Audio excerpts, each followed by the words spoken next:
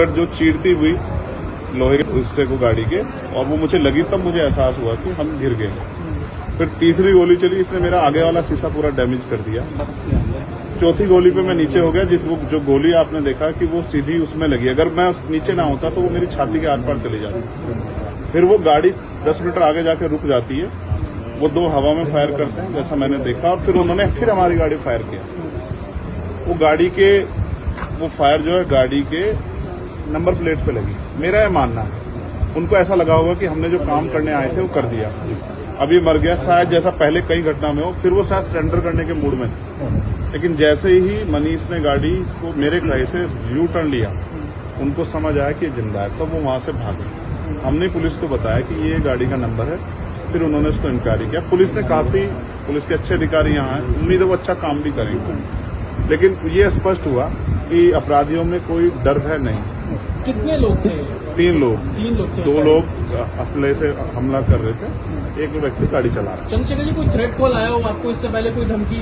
पिछले कई सालों से आ रही है। मैं लगातार पुलिस को इंटीमेट भी करता रहता हूं। मैंने डीजीपी को भी लिखा, गृह मंत्री को भी लिखा, मुख्यमंत्री को भी लिखा, यहाँ के पहले एसएसपी डीएम थे उनको भी लिखा। लेकिन डीएम साहब जो पिछले थे अखिलेश सिंह जी, उन्होंने साफ मना कर दिया कि चीफ मिनिस्टर नहीं चाहते चंद्रशेखर को सुरक्षा दी जाए।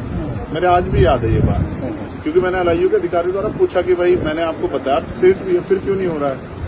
तो उन्होंने कहा भाई ये सरकार का मामला, सरकार चाहे तो दे सकती। तो मैं चाहता हूं मुख्यमंत्री इंतजार करें कब चंद्रशेखर मरे, उनका काम आसान है। लेकिन उनको ये नहीं पता कि गरीबों की, कमजोरों की, शोषितों की बात करने वाला चंद्रशेखर इतनी आसानी से उनकी रास्ते में से नहीं है। अच्छा, अतीक अशरफ के जैसा हुआ वैसे ही कुछ होने वाला था, ऐसा आपको लगता है? अब आप इसका आकलन खुद करें कि क्या हुआ और क्या हो सकता है। आपके पास एक और बात, मुझे ऐसा लगता है कल की घटना के बाद, इतने बड़े उसके बाद भी अगर मैं सुरक्षित हूं तो हमारे संतों गुरुओं महापुरुषों का आशीर्वाद, हमारी करोड़ों बहनों माताओं का आशीर्वाद, बुजुर्गों का मेरे पास है।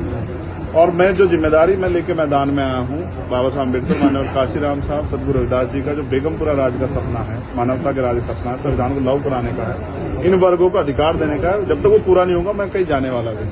मीरपुर में छोड़कर अपराधी भाग जाते हैं, तो उसको कुछ और बता रहे, कुछ तो कहानी को नया मोड़ देने की कोशिश हो सकता है वो चाहते थे जो गुजरों और दलित समाज में एकता बनी है वो एकता टूट जाए। ये होगा ही नहीं कभी, ठीक है, ये नहीं हो सकता। अमेठी पंचायत आप लोग कर रहे हैं अपनी मांगों को लेकर। हमारी लीडरशिप ने ये निर्णय लिया है कि जब 24 घंटे में गिरफ्तारी नहीं हुई तो हमें अपने लोगों को भी जवाब देना है। तो इसलिए शायद उन्होंने 3 तारीख का समय रखा है, मैं उसका हिस्सा बनूंगा। अमेठी के अंदर एक फेसबुक वायरल हुई है पोस्ट, जिसमें आपको मारने की वो की गई है, क्या सही है? उसके अलावा ठीक है, देखिए लोकतंत्र है, उनके अधिकार है, मारे या छोड़े। मैंने कहा ना, मैं पहला थोड़ा ही हूं जो मारा जा रहा हूं या जिसको मारने का प्रयास किया। मुझसे पहले बहुत मरे हैं, लेकिन उनको कोई जान नहीं रहा था। मुझे लोग जानते हैं तो मेरी बात आगे बढ़ती, लेकिन मैं अपने लोगों को मरने नहीं दूंगा। ये भी मैं उनको संदेश देना चाहता हूँ। घटना होने के बाद ये पोस्ट किया है अमेठी क्षेत्रीय महासभा से कि इस बार तो बचिए, अगली बार नहीं बचेगा। देखो, मैं गोली से डरता नहीं, मैं गोली से, बंदूकों से नहीं डरता हूँ। मैं संवैधानिक रास्ते से चलता हूँ, संविधान को मानता हूँ। गोली चलाने वालों को भी कहना चाहता हूँ कुदरत उनको सद्बुद्धि दे, गलत जगह पंगा ले रहे हैं। मैं झगड़ा नहीं चाहता, मैं अपने लोगों को भी कह रहा हूँ कल से शांति बना रखो और संविधान के रास्ते चलो। वो हमें डिस्टर्ब करना चाहते हैं कि जो हम राजनीतिक ताकत हमारी बन रही हो कमजोर हो जाए, हम दूसरी दिशा चले जाएं।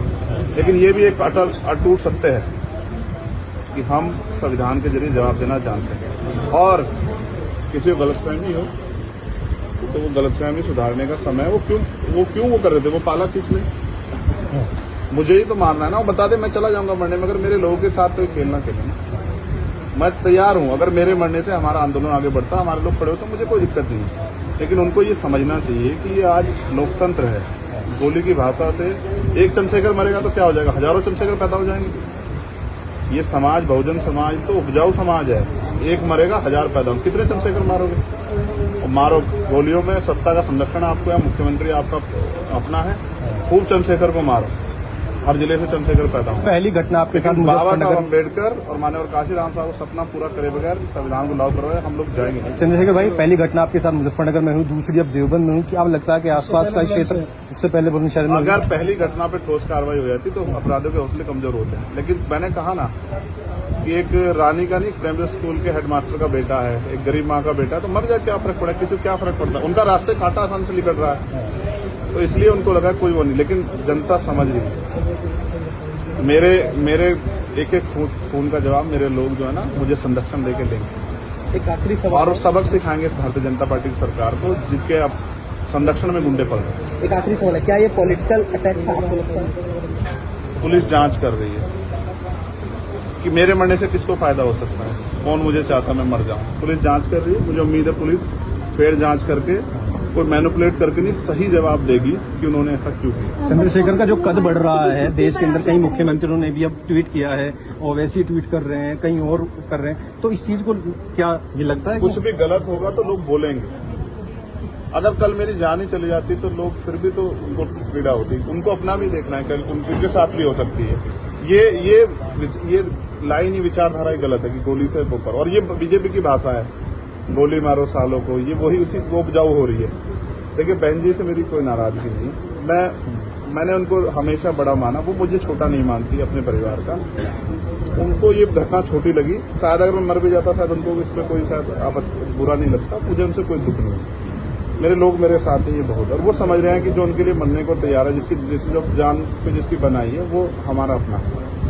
मेरे लोग मेरे साथ खड़े होंगे, मैं इस लड़ाई को लड़ता हूं। लगभग सभी दलों के लोग आपसे मिलने आए हैं, कैसा देखते हैं, क्या नहीं, मैं उनका धन्यवाद भाजपा के भी नहीं, विधायक आए मैं हैं। कह रहा हूँ बस सबका धन्यवाद करता हूँ, मगर ये है मैं ये प्रयास करूंगा कि भविष्य में ऐसा किसी के साथ ना, इसलिए लॉ एंड ऑर्डर की कानून व्यवस्था अच्छी होनी चाहिए, मुख्यमंत्री उस पर ध्यान देना चाहिए। बात चंद्रशेखर की नहीं है, बात इस प्रदेश में हो रही हजारों बहनों के साथ जो असमतें लुट रही है, हर महीने रेप हत्याएं हो रही हैं, लोगों की जान जा रही है, ये सब उन पर वो करता है।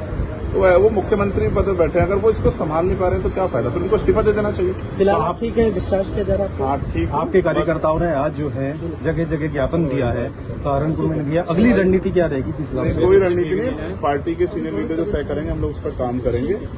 और दूसरा, मेरे पीठ में जहाँ गोली लगी है वहाँ ड्रेसिंग जारी है, ठीक है, पहले से आराम है, बस एक जलन और घाव है, जख्म वो तो है ही, सांस लेने में दिक्कत थी, बीपी जो है फ्लक्चुएट हो रहा था, फ्लक्चुएट अप डाउन हो रहा था, वो ठीक है पहले से। ठीक है, चलो ठीक है, चलो रुको पहले